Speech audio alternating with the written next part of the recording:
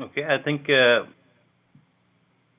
we have started the meeting on YouTube as well, and I think it's going to stream live on YouTube now, and I will also record it for future reference.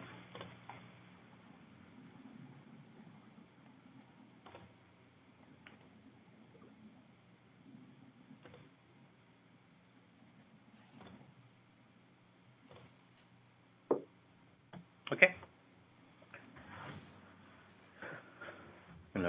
I think I'm going to get started. We have, let's see if we have any other people who would still joining.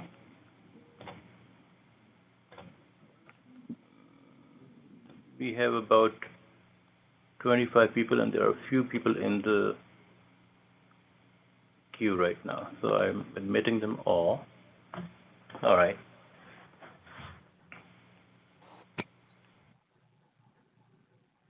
Okay, I think we're going to get started. It's 1:05, and we're supposed to start at 1 o'clock. So, assalamu alaikum and welcome, ladies and gentlemen. Thank you all for joining us today. My name is Khalid Hafiz, and on behalf of Pakistan Association of Greater Seattle and Muazzam Ali Shaheed Hospital, I welcome you all.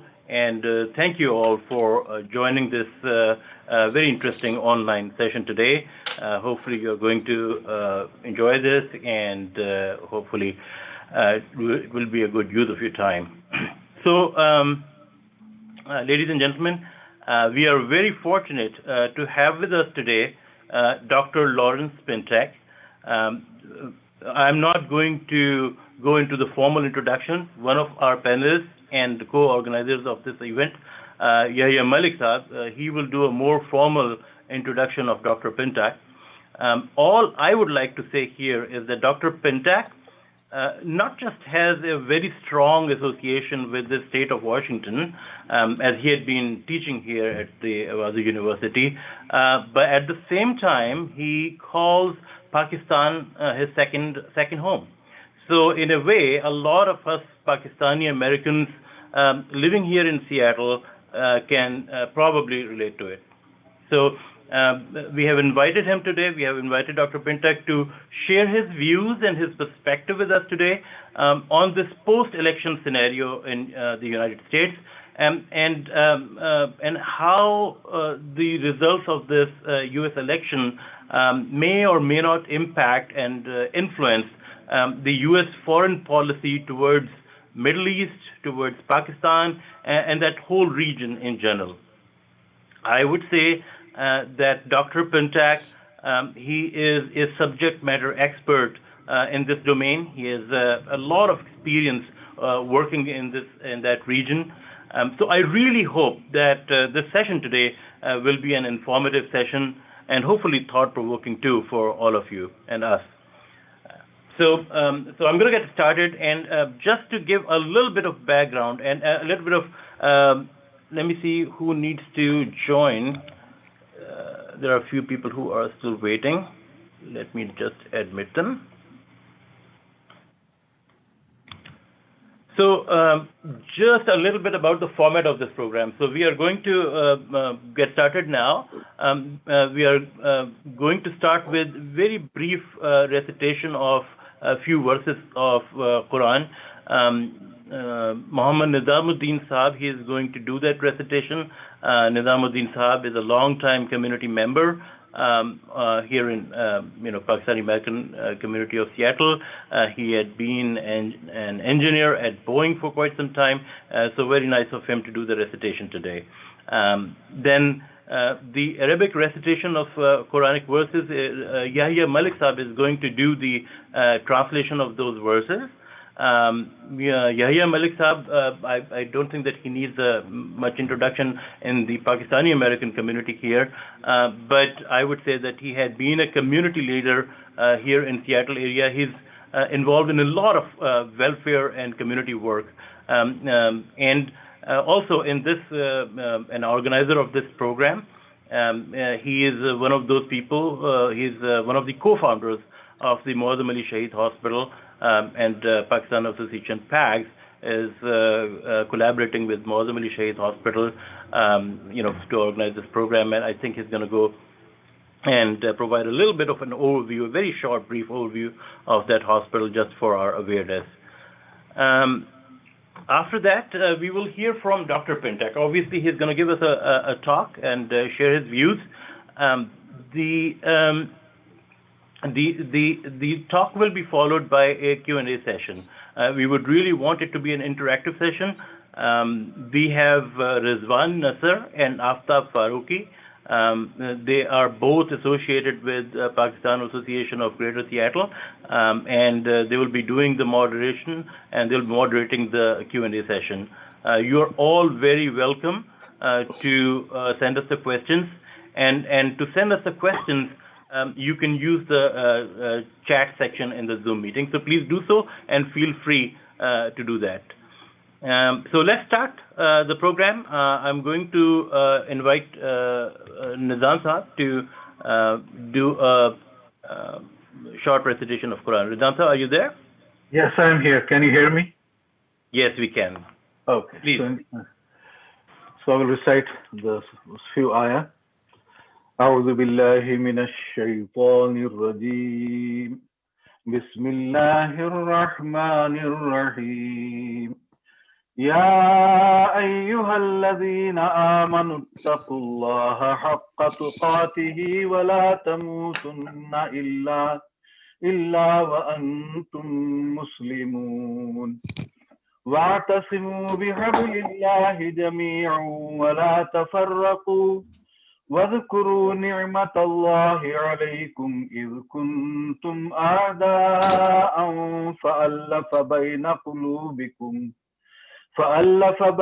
قلوبكم فأصبحتم بنعمته إخوانا وكنتم على شفا حفرة من النار فأنقذكم منها كذلك يبين الله لكم آياته لعلكم تهتدون ولتكن منكم أمة يدعون إلى الخير ويأمرون بالمعروف وينهون عن المنكر وأولئك هم المفلحون ولا تكونوا كالذين تفرقوا واختلفوا من بعد ما جاءهم البينات وأولئك لهم عذاب عظيم صدق الله العظيم.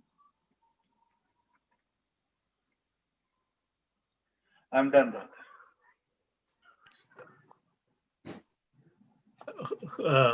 Khalid, I think you have to unmute.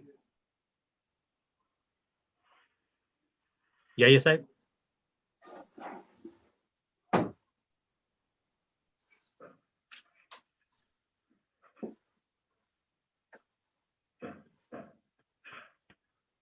Sorry about that. We have some little bit of hiccups. The translation of this ayat are: believers, fear God as he should be feared. See that you do not die save in the state of submission to God. Hold fast together to the rope of God and be not divided. Remember the blessing that God bestowed upon you. You were once enemies, then he brought you together so that through his blessings you became brothers. You stood on the brink of a pit of fire and he delivered you from it. Thus, God makes his signs clear to you that you may be guided to the right way. And from among you, there must be a party who invite people to all that is good and enjoin the doing of all that is right and forbid the doing of all that is wrong. It is they who will attain true success. Do not be like those who fell into factions and differed among themselves after clear signs had come to them. A mighty chastisement awaits them. Just for your information, we have some non-Muslims also. It is a tradition of Muslims to start any event with the recitation of Quran, and this is what we have done. Khalis Sahab.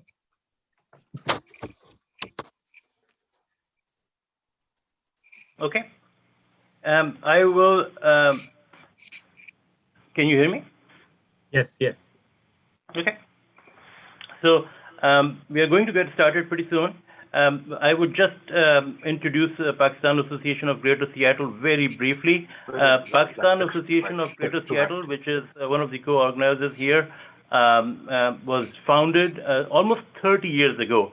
And ever since its establishment, PAGS had been providing a platform that connects the Pakistani American community here in Greater Seattle area.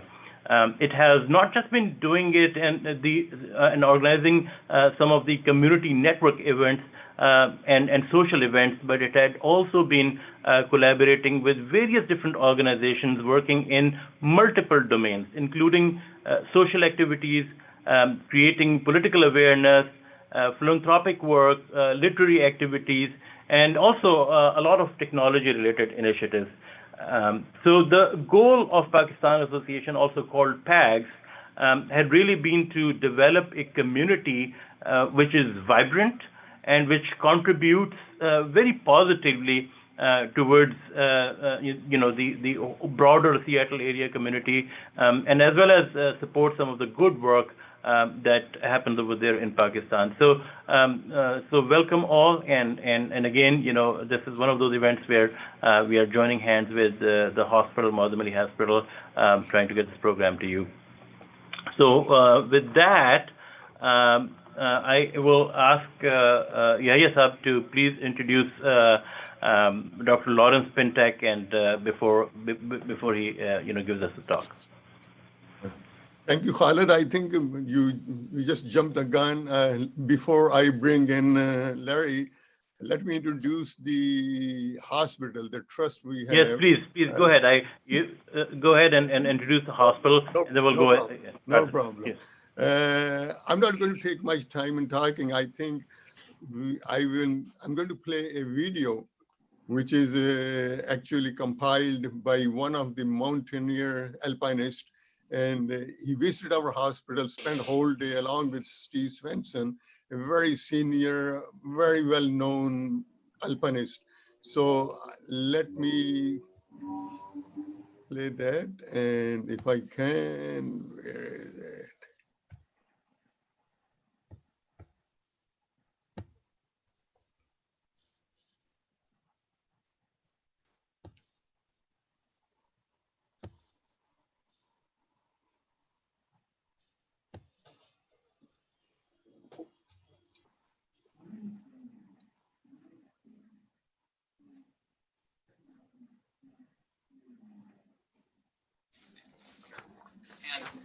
Yeah, sir, we cannot see the video.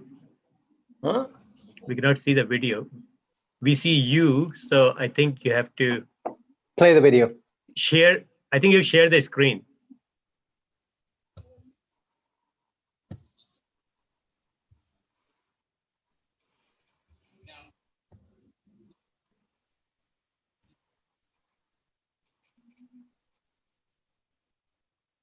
Yes, sir. I think that we are not able to see the video itself. We see your computer screen. Yeah, we see your computer screen. Are you sharing your whole screen? Play the video. So the video is not playing.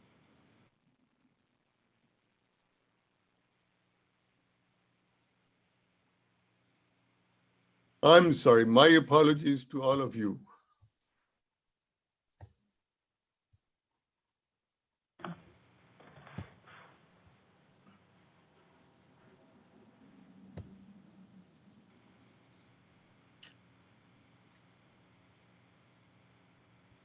Where is the video? Oh my God.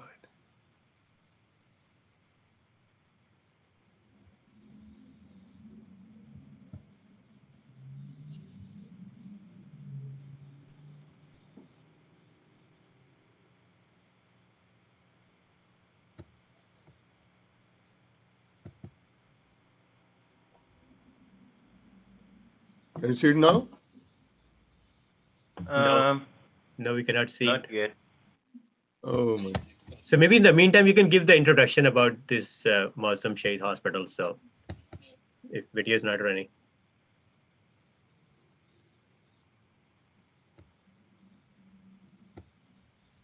यार इधर आन आफ्ताब जी आना.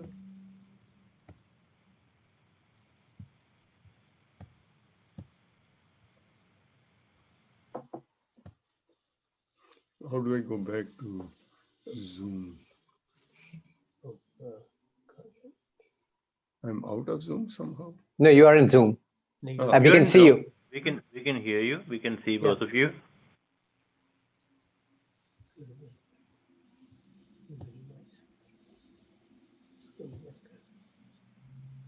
Okay. You can hear me, right? Yeah. Forget We the can hear video. you I'm fine. sorry. It's one of those things that I think we should have tried earlier. My apologies. And We can try it sometimes in between Right. the yeah. okay. And so, you know, a lot of people have asked me that why did I pick up this topic and why the subject after the election. And the answer was that I came to United States in 1962.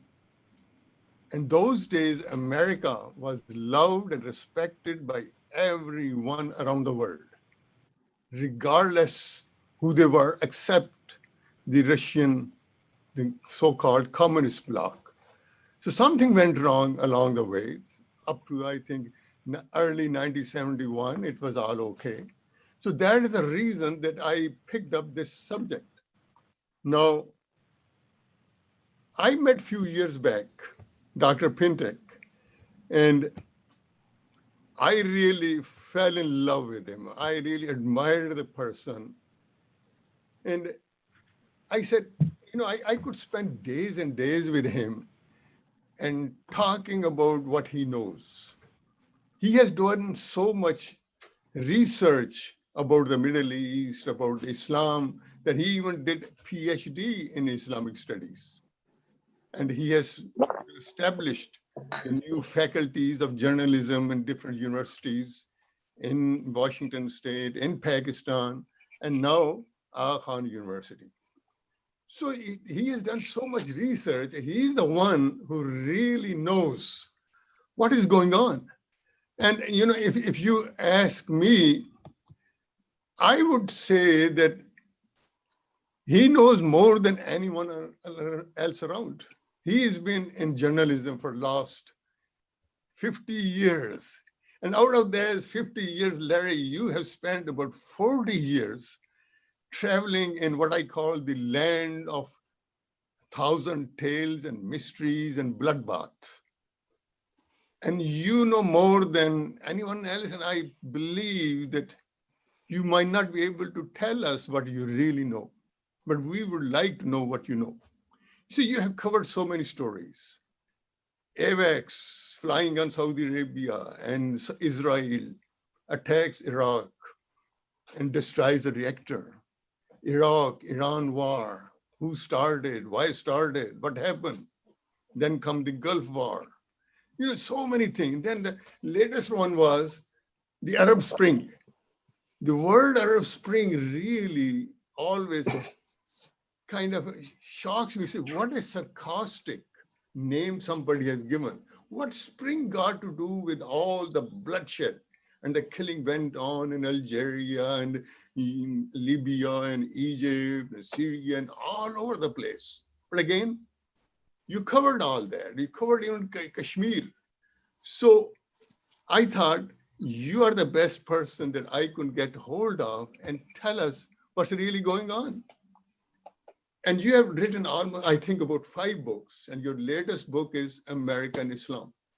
What I really like about it, what the Ambassador Crocker of Iraq and Afghanistan, Syria, Pakistan, Lebanon, and Kuwait, telling we had totally failed in our policy. So now that Biden, hopefully Biden, they're still not clear, at least, not legally, if he takes over, how it is going to affect whatever is going on. After all, he was the vice president in the days of Obama. So how is he going to change the policy? Will his new policy bring peace into the Middle East and in the Muslim world? Will we see some solution for Palestinians and Kashmiris and Burmese Muslims? So really, Larry, today we want to hear from you. And with that, and by the way, it is past midnight in Nairobi. And I really, really appreciate you taking the time and coming to our event. Thank you again, Larry, all yours.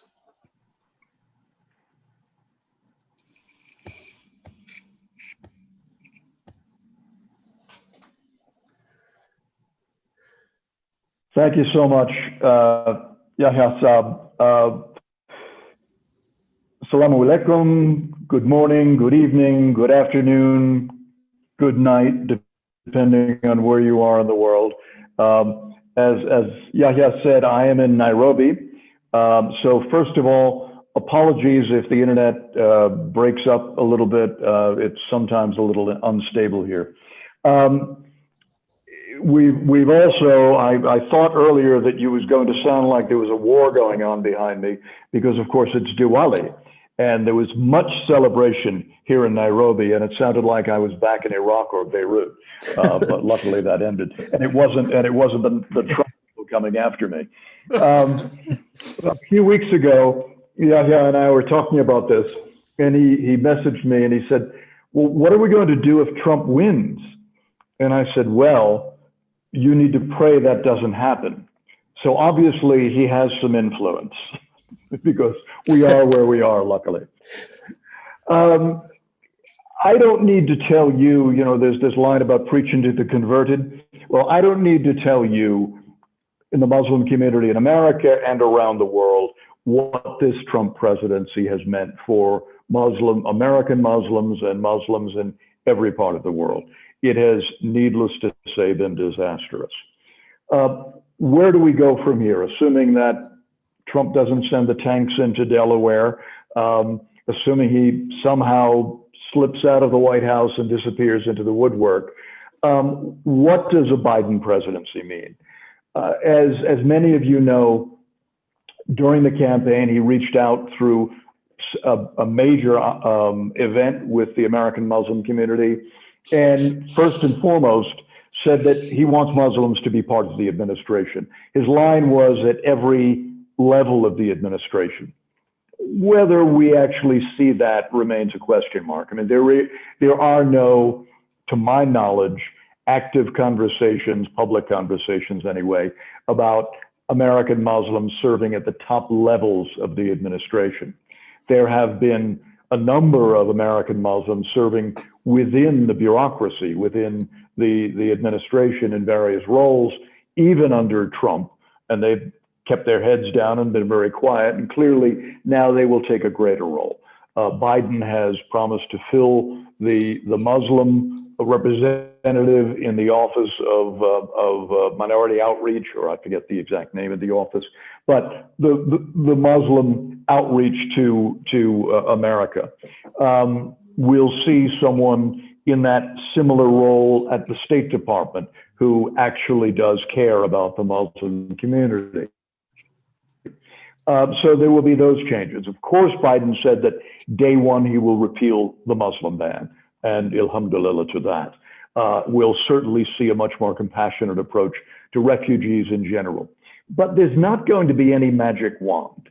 The damage has been so broad and deep, and of course, COVID is going to dominate Biden's attention for a very long time. But I think On a domestic level, we're going to see a completely new tone. We're going to see a completely new relationship.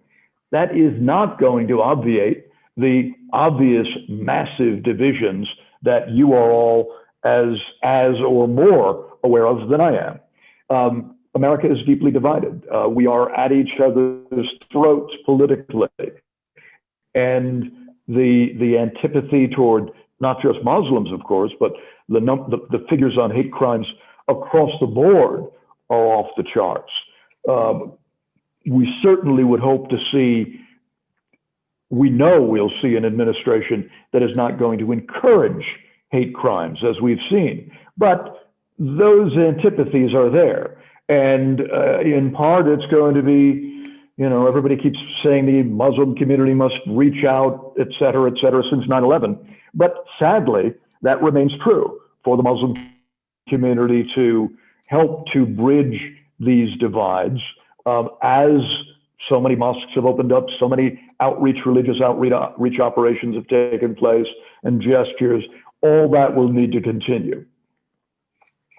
On the global level, there are not going to be any magic wands.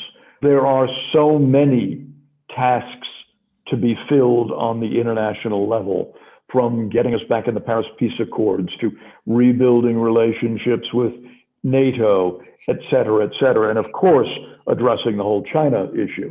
But let's talk about the Muslim world for a few minutes. The Middle East, first and foremost, of course, comes to mind for most Americans when they think about Muslims and the world. Obviously, for you, as the Pakistani community, Pakistan first and foremost comes to mind. So let's talk about that first. South Asia, it will be interesting to see what happens. Clearly, the relationship, the rocky relationship between the US and Pakistan is not just a product of the Trump administration. That has been a rocky relationship for a long time. It has ebbed and flowed. Attitudes toward America and Pakistan have ebbed and flowed. Yahya Saab mentioned that I'm involved in a journalism center, in founding a journalism center in Karachi. When we first looked, and this was a US funded project, State Department funded project, and when we first did the needs assessment back 8, 9, 10 years ago, we surveyed journalists what they thought about the idea of the American government funding a journalism center. And they were appalled by this idea. Anti-American sentiments were running very high. Then, once the center was up and running, they dropped down. And in general, journalists have welcomed this center. And that's reflective of Pakistani attitudes toward America. But Kashmir is this raw nerve that sits between Pakistan and India. What will happen? Obviously, the two nations came to blows, luckily in a very minor way, a year and a half, 2 years ago. I happen to have been in Pakistan both times that happened. And that's not going to change. The world is not suddenly going to, the United States government is not suddenly going to prioritize Kashmir. I know the president of Pakistani Kashmir very well. And a year or two ago, before the clashes, I was thinking of doing a story about him, about the loneliest president.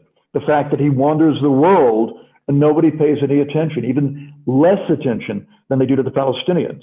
That's not going to change.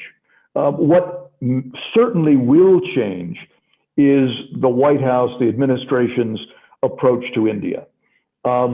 Exactly how remains to be seen, because of course, you all are very aware that Kamala Harris is half Indian, has Indian ancestry. So will that shape her approach to India, and will that in turn shape administration approach to India? Perhaps. The US in general sees India as a critical ally on a host of levels, a check on China, a business partner, a huge population, et cetera, et cetera. I do not see this administration embracing Modi the way Trump has. Those were two authoritarians, two Islamophobes, who found common cause.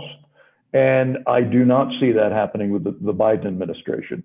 I think clearly Biden's outreach to the Muslim community was politics, wanted your vote, no doubt about that. But I think there was a level of genuineness to it as well.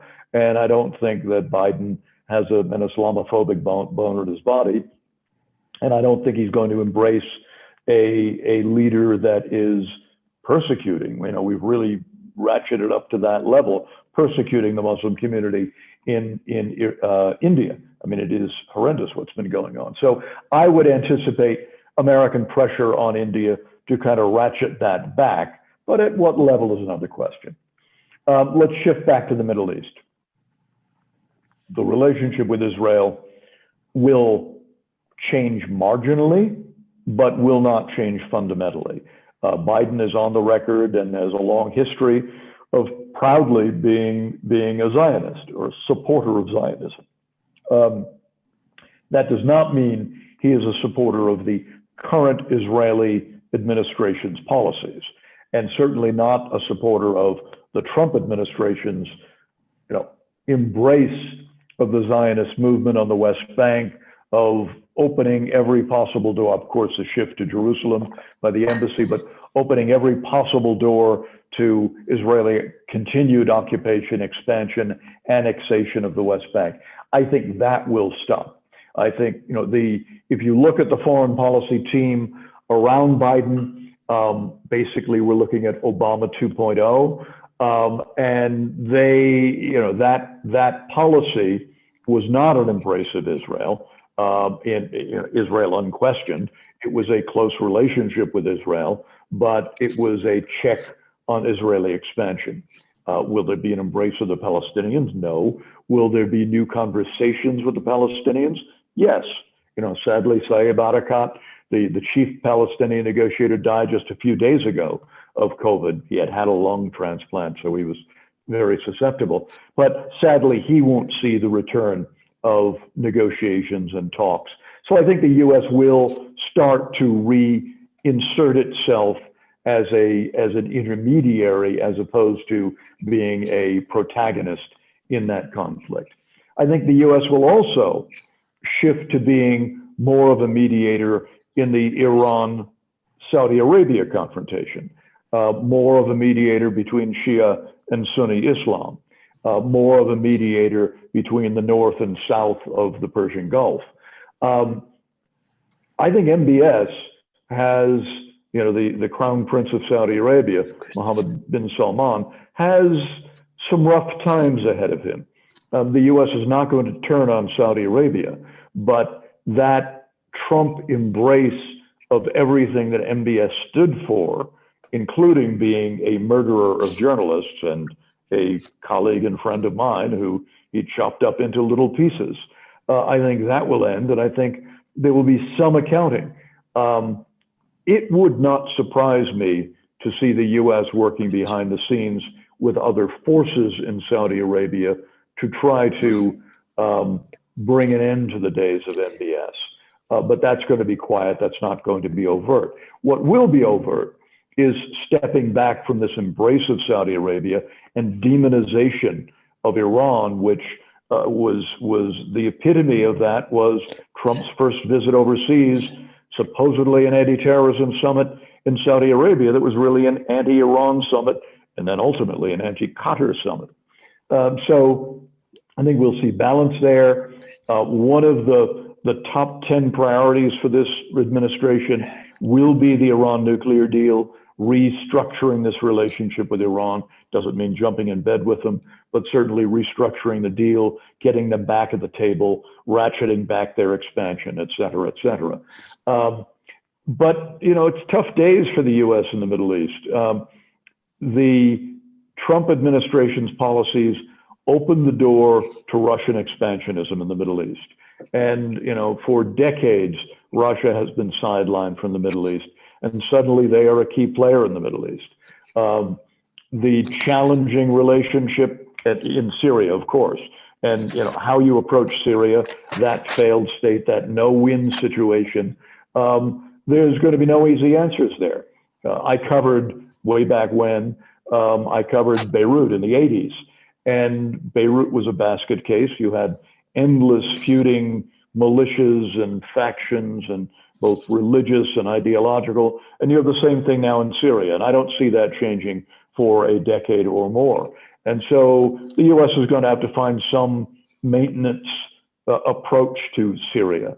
But then there's Turkey, and that complicated relationship that fits into Syria, that complicated relationship that fits into the relationship with the Saudis, the fact that Erdogan has become an overt authoritarian, all of those things complicate the relationship. But in the realpolitik terms, Turkey is a balance to Saudi Arabia, and I suspect the administration will use it that way.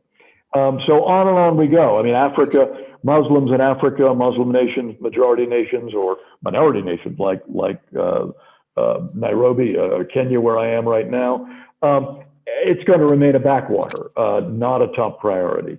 Southeast Asia, Indonesia, obviously the world's most populous Muslim country, will at least shift back to being an ally and a representative of the Muslim world, and not just be a place for another Trump hotel.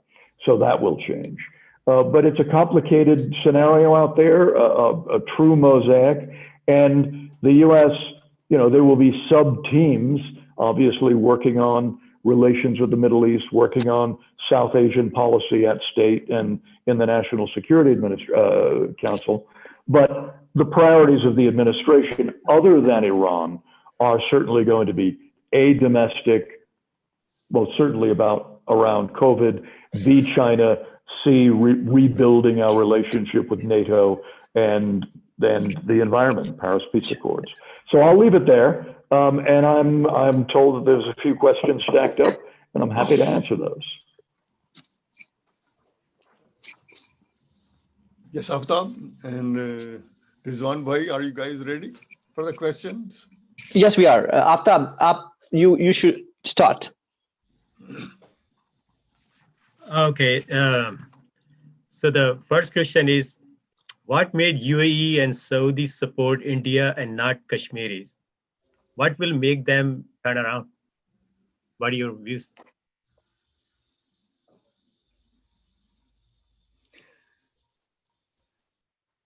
Oh, I cannot hear you. We cannot hear you, Dr.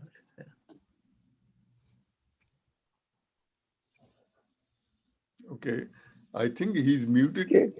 Can you hear me? Yeah, I can hear you. We can hear Now you. I can. I'm not sure who the host is, but the host is controlling the mic. And so as soon as I mute my mic, just so there's no background noise, okay. Yes. I can't unmute it because you have to unmute it. Yes. So I was trying to type a note to you to that effect in the chat room and ended up typing directly to a friend of mine. Ambassador Asif Chowdhury, by the way, is in the audience, who many of you know is a Pakistani American who was U.S. ambassador to Moldova, was the U.S. ambassador, agriculture trade ambassador in the Middle East, et cetera. And he represents this notion of what I was talking about before of Muslim Americans playing a role in American foreign policy, playing a role in the government, but not in recent years an overt role, because he has not been invited to play high-profile roles in the current administration. Perhaps that'll change as things move forward. Anyway, so now I've forgotten what the question was. Can you repeat it? Yeah, sure. I can repeat the question. Yes. What made UAE and Saudi support India and not Kashmiris? What will make them turn around? Real politics, cynicism. You know, certainly, as you well know, Pakistan was very upset when Modi was invited to speak to the GCC, I think it was, or the Arab League. No, the Organization of Islamic Nations. India is a huge trading partner for Saudi Arabia and the UAE, and that it comes down to money for them. That's the bottom line. And Pakistan couldn't complain too overtly, of course, because it gets so much aid from the Saudis.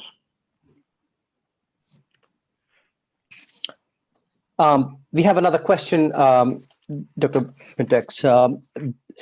This is there was a problem in Eastern Timor.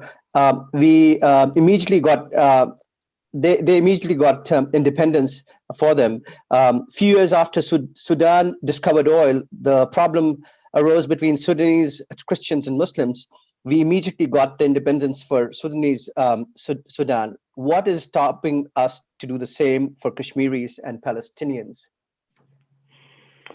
I mean, Kashmir and Palestinians are two different conversations, very, very different. Timor, I was living in Indonesia when Timor got independence, and it was very simply, there was no issue of Christian, Muslim, etc.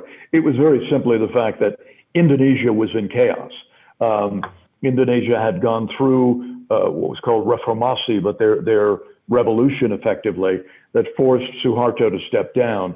And there was so many concerns about domestic issues. Of course, Indonesia is such a vast country, scores of religious groups, scores of language, so not religious groups, but ethnic groups, scores of language groups. And Timor is, way to heckin' gone out on the eastern edge of the archipelago, or kind of beyond the edge of the archipelago. So they just had other things to worry about. That's what it came down to. South Sudan, I'm not sure I'd agree that this was such a sudden independence for, quote, Christian South Sudan. I mean, that war, that struggle had been going on for a long time. You'd seen the Sudanese leaders in the government, out of the government, back and fighting, not fighting. So I'm not sure and this was not a priority for the world. I said before that Africa's, sadly, and I'm sitting in Africa, in American foreign policy terms, a backwater. And that's emphatically true of South Sudan. Palestine, on the other hand, is a completely different issue. Kashmir is a completely different issue. I know there are very vastly different conversations about why Palestine hasn't gotten independence, why Kashmir hasn't gotten independence. And obviously, with Palestine, it comes down to, first and foremost, America's relationship with Israel. With Kashmir, it's that, it's just not on the world's radar screen. As I said, and, as I wasn't joking when I said I was going to do a story about the Pakistani Kashmir and Azam. Azad Kashmir. Thank you, Azad Kashmir, Jammu. The fact that, as in his description, he'd wander the world and no one would pay attention. So this is so far off the radar screen. Palestine would be the same thing if it weren't sitting next to Israel, if it weren't, caused by the creation of Israel. Otherwise, it would be another backwater. There are so many, how about the Uyghurs? How about, we've been watching, in the last couple of weeks, Nagorno-Karabakh. There are all these endless conflicts. And I visited Nagorno-Karabakh, I don't know, 20 years ago or something. And it was the same conflict. It was the same Christians and Muslims. In fact, I literally stopped them because I saw them on the side of the road. Christian, Armenian, Lebanese militiamen in Nagorno-Karabakh who were there fighting because, the war was over in Lebanon, they moved on to that one. So there are all these little conflicts. This group wants independence, that group wants independence, and some absolutely and utterly deserve it, some don't, but the bottom line is that the world has a narrow bandwidth for all of these conflicts. Okay, so we are getting so many questions on the WhatsApp and the chat as well, and some other, the messaging. But I don't know if we can cover everything. This is almost impossible. So the one of the question one of the audience asked is, would U.S.-Israeli policy continue to shape U.S. policy towards Islam? Would Biden help craft a fair policy both towards Israel and Islam? I think toward Islam, yes. First and foremost toward American Muslims, yes. Whether it's toward Islam, I don't need to tell you Islam is not a monolith. The whole Trump line about Islam hates us obviously was a non-starter because, which Muslims hate you, which version of Islam hates you, etc. And whether Biden is crafting a fair policy toward Islam is going to depend on where you are sitting in the Muslim world. If you're an Iranian, you may not think it's a fair policy. If you're a Saudi Democrat, political activist Democrat, I think you might well think it's becoming much more fair. If you're a Uyghur, I don't know, we'll see. So it really, I teach in classes when I teach students about American Islam and things like that. I teach about worldview and the fact that we all see the world based on where we're sitting. And there's a famous old, many of you are graybeards like me. You remember an old New York Magazine cover that was the world according to a New Yorker. And it was a sketch that showed New York and then this little bit of New Jersey and then this vast wasteland in California. And that's the world according from the perspective of a New Yorker. And they've replicated that for London and Paris and Hong Kong. And it's all true. We see the world through the prism of where we are. So if you're a Muslim down on the coast here in Kenya, you're going to see American foreign policy through one prism. If you're a Muslim in Indonesia, you're going to see it through another prism, et cetera, et cetera. So the question that you just answered was asked by Dr. Nadeem Zafar, and this new question that I'm going to put towards you is from one of our audiences, Muhammad Kaku. He is asking, do you agree or what is your view that Zionist lobby and AIPAC milked Donald Trump and inflicted the greatest damage to USA at the taxpayers' expense for $5 billion? Wow. There's a lot packed in there. I mean, I think a lot is being, a lot of credit, as it were, is being given to AIPAC when you're talking about shaping Trump's policy. I think you need to look a lot closer to home. You need to look to his son-in-law. You need to look to, and I'm drawing a blank on his name, but Sheldon, somebody help me, the financier and Las Vegas casino owner, who was a major bankroller of Trump's campaign. And obviously there were strings attached to that. So this was not, I think, not so much the lobbying him and influencing him than it was a few dedicated, committed Zionists who were very close to him and, who had A, money that got him into office, and B, was married to his daughter, that drove this. And then other people that he brought in, obviously the U.S. ambassador to Israel, for example, other people that were brought into that close circle who were committed Zionists. I mean, the other piece of that question is, so where do we go from here? And I think in that last question, there was part of that. And I think that, as I said earlier, U.S.-Israel policy will be reshaped. But it's not like Biden's going to turn on Israel. I think what is more reflective of where he will go is where many, a big part of the American Jewish community has gone. And that is they support Israel, but they don't support this aggressive, racist, Zionist expansion that has been pushed by Netanyahu. So there's one more question coming as, considering the policy of the last 40 years, should we forget all the UN resolution about the rights of Kashmiri and Palestinian and accept the current situation and geographical maps? Um, I think no is the short answer, because if you forget all of those, then you're absolutely accepting the status quo. I think there are levels to accepting the status quo.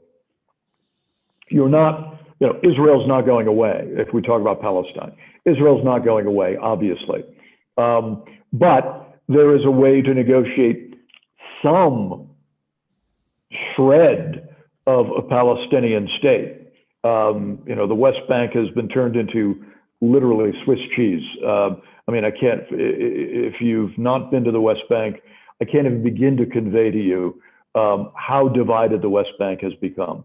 I could and do go to Jerusalem, and I can drive for 15 minutes, go through the wall, literally through the wall, like going into a prison, and be in Bethlehem. I can then go back out through the wall, get in my car, and drive, 20 minutes, a half hour, depending on traffic, and be in Ramallah. Well, a Palestinian, it can take a Palestinian a day or two to make that trip because of all of the walls and all of the checkpoints dividing the West Bank. So there is a scenario where some of that gets undone, but certainly not all of it. We're not going to see what happened in Gaza of Israel saying to the settlers, "You're out of here," because if you've seen pictures of the West Bank or if you've been there, these aren't settlements. it's not tent camps or shanty towns. These are suburbs of houses and townhouses and et cetera, et cetera. It's not going away, but there is a chance to save something for the Palestinians. So no, you don't undo all of those resolutions and just accept the status quo. Thank goodness that we didn't get to a point where with Trump that there was a formal annexation. Kashmir, also no. I think that the likelihood of it getting solved.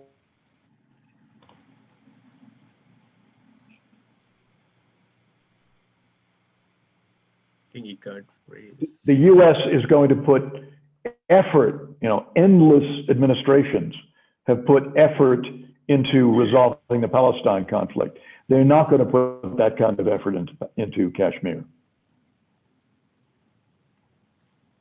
Okay, Presenter, you're asking questions. So, right. So we have another question, and we've got quite a few questions coming from our viewers. So here's another one. How about the latest relationship between Israel and Sudan and other Arab countries? Will that hurt Africa and Muslim countries when Israel goes into Sudan, use their resources while Sudan is a very poor country? What will that lead to the invasion of Israel to Arab countries? Well, there's two different conversations there. One is this opening to the UAE and Bahrain. This is as someone said, they took what was going on under the table and put it on top of the table. This has been going on for a very long time on security, intelligence sharing, on business, quiet business relationships. And obviously, Saudi Arabia's pushing this. This would not happen without Saudi Arabia's blessing. Because, again, MBS is cynical and it's what's in it for me. So he'll get them to do it, and then ultimately he'll come out and do it. And obviously, many people thought one of the October surprises in the U.S. election was going to be him recognizing Israel. And so it's just a normalization of what these countries were not at war. This isn't like a big peace treaty. It's a betrayal of the Palestinians, but it's not. It doesn't change facts on the ground. Israel getting involved in Sudan. Well, there have been these relationships with Ethiopia and under the table at one point with Sudan. Is Israel going to exploit it? No, I actually don't think so.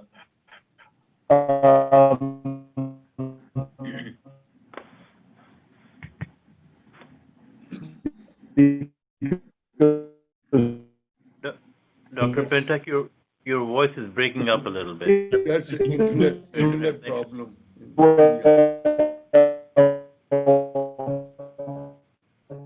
India. Sorry, it's the internet problem. Am I better now, or Yes, I'm back? yes, Okay. yes. I was saying that I real quickly, I don't see this as Israel going into Sudan necessarily and exploiting and raping Sudan. I think it's more likely they'll go in and do relief projects, agricultural projects, et cetera. That's more their raison d'etre, or the modus operandi, rather.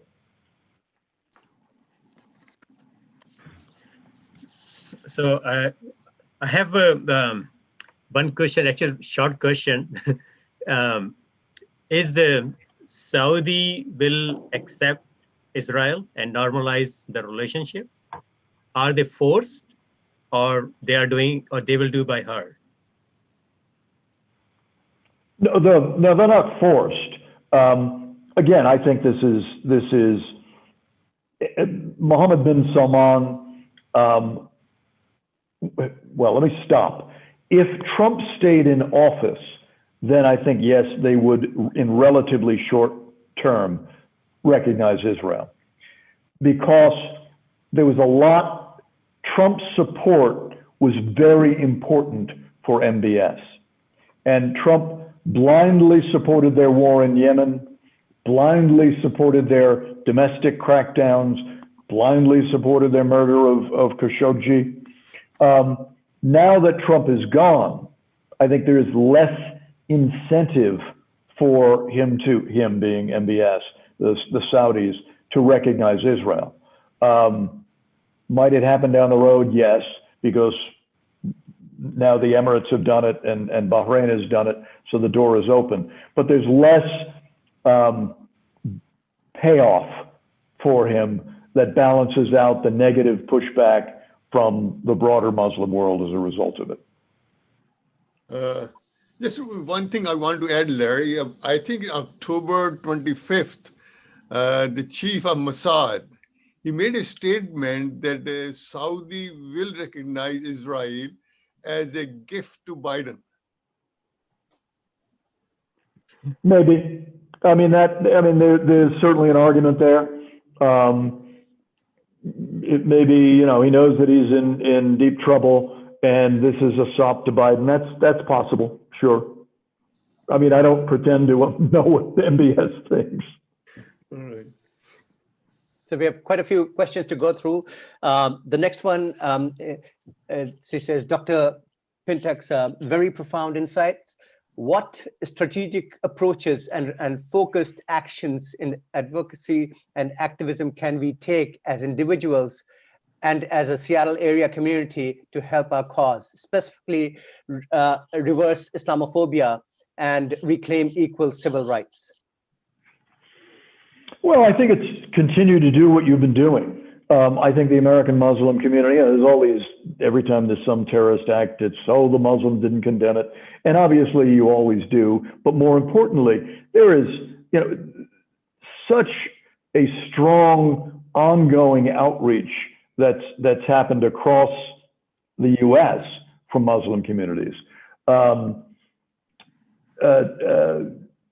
9/11, well, Daisy, and I'm drawing a blank on her last name, in New York, leading America. She was involved in the so-called Ground Zero Mosque, et cetera. She said to me a year or two ago, and it's in the book, her view was that the American Muslim community blew it after 9/11, that there was a brief flurry of trying to build bridges, et cetera, and then there was no follow through. But since, in the last several years, there has been a huge effort on the part of American Muslims to build bridges. And my view is you just keep doing that. You have become much more politically active. I saw a figure that about 110 American Muslims ran for major office, statewide, et cetera, office in this round. My research team did a big study of Muslims who ran in 2018, and right down to the grassroots level, school boards and and city councils, et cetera, all those sorts of things.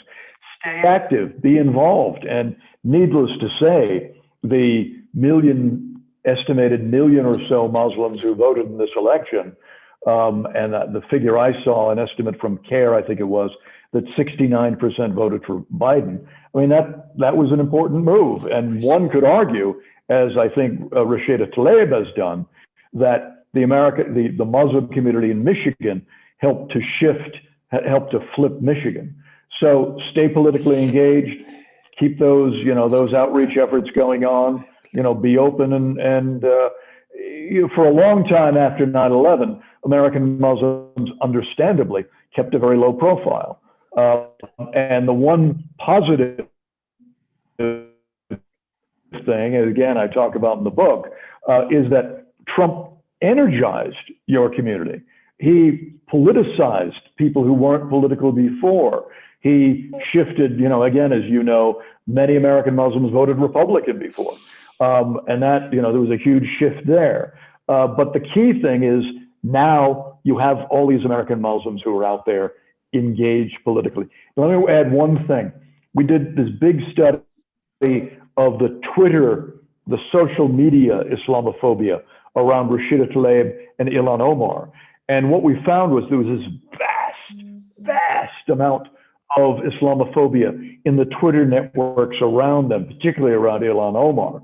But ultimately, we tracked this back through bot networks and what we call sock puppets that are controlled by people, back to a handful of individuals who generated the original tweets that were Islamophobic, that got all the attention. So it's not a mass outpouring of anti-Muslim sentiment. It's a handful of people who have an Islamophobic chief in the White House.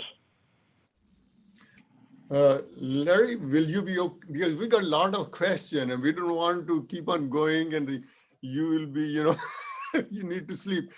Will it be okay if we take another 10 minutes or so? Okay, so it's fine. To be quite honest, I took a nap late this afternoon, knowing I'd be up very late tonight. So we can keep you awake all night. Huh? Okay, Khalid, you can answer the question. Yeah. All right, Tomorrow, tomorrow's Sunday, so I can relax. All right, thank you. Okay, can you hear me? Yeah. Okay, Dr. Pintak, thank you for sharing your insights. One thing, obviously, when we talk about the U.S. policy in, towards Kashmir or Middle East or Israel or whatever, I think that it goes without saying that whether it is U.S. or whether it is any other country in the world, their policy will be driven by the strategic and economic interests. And that is true not just for U.S. but for any other country in the world, right? So that to that extent, it makes sense. But however, there is another factor that cannot be ignored, and that factor is public opinion. Any pressure from the public itself, like based on humanitarian grounds or something else, right? Public can actually influence the policies of the government if they are aware of what is going on in that part of the world, right? But somehow the U.S. public and the community at large in U.S. is not aware of what is going on, the crisis and the humanitarian crisis that we have in Kashmir or Palestine or anywhere, or many different other places. And a lot of people think that is primarily because of the way media portrays a lot of those affairs and those things, right? You had been part of CBS for a very long time. You had been reporting from all of those places. And the question here is that really what stops the U.S. media from portraying a more sort of true and accurate picture of the affairs over there in that region? Is there any pressure that ever comes to the reporters and journalists, or is it just simply policy? What is it? In part, it's economics. In part, it's knowing what the audience wants. I'll So let me put you on the spot, okay? So what do you know about what's going on in West Papua right now? What do you know about what's going on in the Shaba province of the Congo? I'm not expecting an answer. The point is that there are countless humanitarian crises, political crises around the world, and we don't pay attention to all of them. Obviously, there's a lot of criticism of the Muslim leaders around the world for not being more steadfast around the Uyghur issue, right? So, as journalists, we're responding to a few things. We have bosses, right? So if I'm, when I'm CBS Middle East correspondent, I'm telling New York what we should be covering, but New York is also telling me what we should be covering. Let me give you a very concrete example. Way back when, that shows this isn't just about Muslims. In the early 80s, mid 80s, those of us who are covering the Middle East and that broad area, knew there was this horrific famine going on in Ethiopia. Could they just... You're breaking up a little bit, hopefully. Care. And this is... Hopefully it'll stabilize. Wait till you tell me it's stable. It did, Dr. Pintak. If you want to repeat your last sentence, that would be great. Sure. So my point was that we knew about the Ethiopian famine, but we could not get New York interested. So I can't jump on a plane and go somewhere and report a story without approval from my bosses. And Indira Gandhi died at the same time, and there were other stories, and they just didn't care. And it wasn't until a freelance journalist, cameraman from here in Nairobi,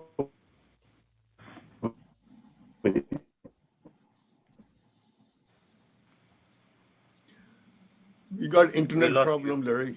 went into Ethiopia, shot the footage of this horrific famine. She then did a story on it, was at the top of frustrating.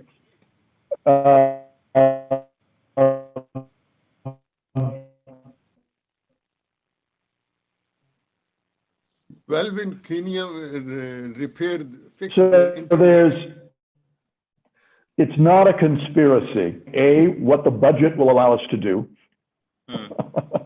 Believe me, I know. Has it stabilized at all? I'm waiting for you to tell me you can hear me. We can't hear you. Tell me when you can hear me. I think the internet connection is really bad over there. It was quite choppy. I'm waiting for you to tell me when you can hear me. Suffice to say, it comes down to economics. Where is the administration focusing?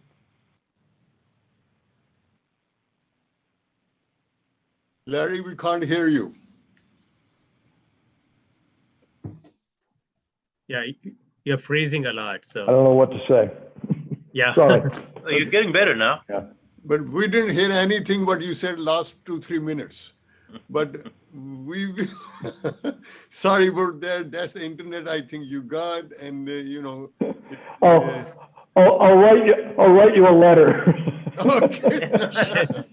Actually, you can go ahead and later on, send us your thoughts or whatever, and we'll be happy to share it with all the audience that are here. And if there's Okay. But the simple way to say it is read my book. yeah, okay. This book is available in Bloomsbury and all the other bookstores, Amazon and so on. Very interesting. By the way, Larry, I never received that signed book. Can you hear me? That's blame Trump, what he did to the U.S. mail. I don't know what happened to that, but anyhow, I think we should close it down because your internet is giving a lot of problem. and it's getting very late. What do you think, Rizwan Bhai? Sure. So, ladies and gentlemen, on behalf of Muslim Trust and Pakistan Association of Greater Seattle, it's my honor to thank Dr. Lawrence Pintak for his interesting and informative talk on Islam, the Muslim world, American politics, and what happens now. And in his in-depth analysis and response to the various questions, thank you very much, Dr. Pintak, for taking time at this time of the night. I would also like to thank Mr. Yahya Malik for his enthusiasm and passion to bring this program to life. This was PAG's and Muslim Trust's first venture together. I have no doubt that we will collaborate to bring many more together for you, inshallah. I would like to thank all our participants who have joined us from all around the world and all over the US. Thank you for taking time this Saturday afternoon to be with us today. We are honored with your presence. But last not the least, I would like to thank the Board of Directors of Pakistan Association, who put in many hours of volunteer work to bring this program, to bring a program like this to you. My special thanks to my two colleagues, Aftab Farooqi and Khalid Hafiz, for their untiring and efforts to make this program possible. Thank you all. You have a very good and blessed night. Peace to everyone. Assalamu alaikum wa rahmatullahi wa barakatuh. And Larry, will talk to you soon sometime, and let's stay in touch. And I certainly thank you for all the time you took, especially keeping yourself awake, and wish you all the best on the new assignment. Thank you. Thank you. Yeah, thank you so much, Dr. Lawrence. Maybe I will see you in Kenya to go for a safari. Inshallah. Inshallah. Inshallah.